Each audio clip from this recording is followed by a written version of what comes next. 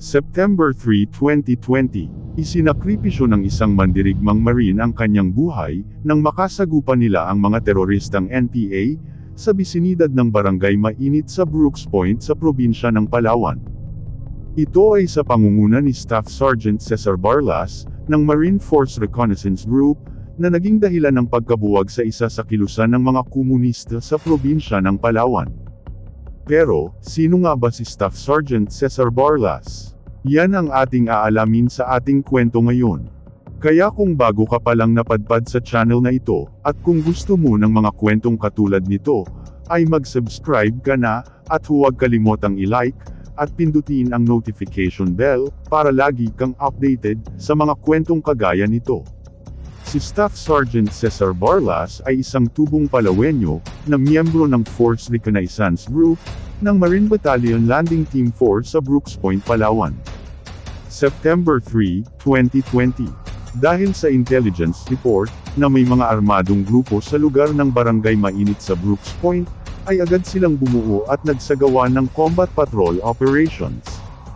Pinangunahan ito ni Staff Sergeant Cesar Barlas ng Force Reconnaissance Group, ang 4 na katao na maging assault team, para tugisin ang mga rebeldeng komunista, na kabilang sa Bienvenido Bolivar Command, sa Barangay Mainit sa Brooks Point, Palawan.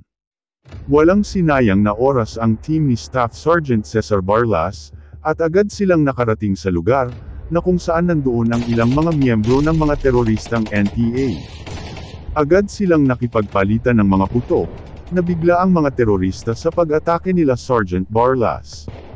Mainit ang mga palitan ng mga putok, umabante ng posisyon si Sergeant Cesar Barlas, binaliwala ang sarili niyang kaligtasan, at walang takot na kumikilos ng walang utos, sinalakay at pinuntirya niya ang posisyon ng mga kalaban, gumanti ang mga kalaban at nagpaputok sila ng M203 bago tumakas sa iba't ibang direksyon, nasugatan at napuruhan si Staff Sergeant Barlas sa labanang iyon, pero kalaunan, ay namatay din.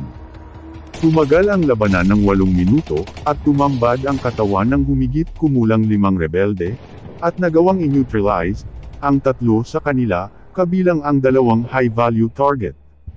Kinilala ang 5 teroristang NPA na napatay sa labanan, kabilang ang 2 high-value target, at wanted na may malaking patong sa kanilang ulo, na sina Bonifacio alias Salvador Lumanoso Magramo, ang kalihim ng Unite 4E ng Southern Tagalog Regional Party Committee, at si Andrea alias Canaya Rosal, ang anak ng yumaong tagapagsalita ng NPA, na si Roger Rosal at Deputy Secretary ng grupo.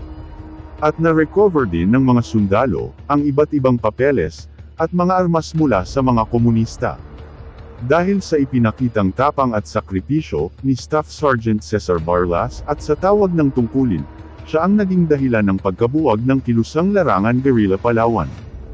At noong December 21, 2023, ginawaran ni Pangulong Bongbong Marcos Jr. si Staff Sergeant Cesar Barlas ng Posthumously Medal of Valor, ang pinakamataas na parangal sa hukbong sandatahan ng Pilipinas.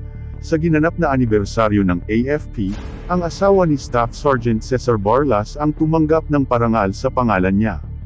Si Staff Sergeant Cesar Barlas ang pinakahuling tumanggap sa pinakaaasam na Medal of Valor, ang pinakamataas na parangal para sa katapangan at kagitingan sa Armed Forces of the Philippines.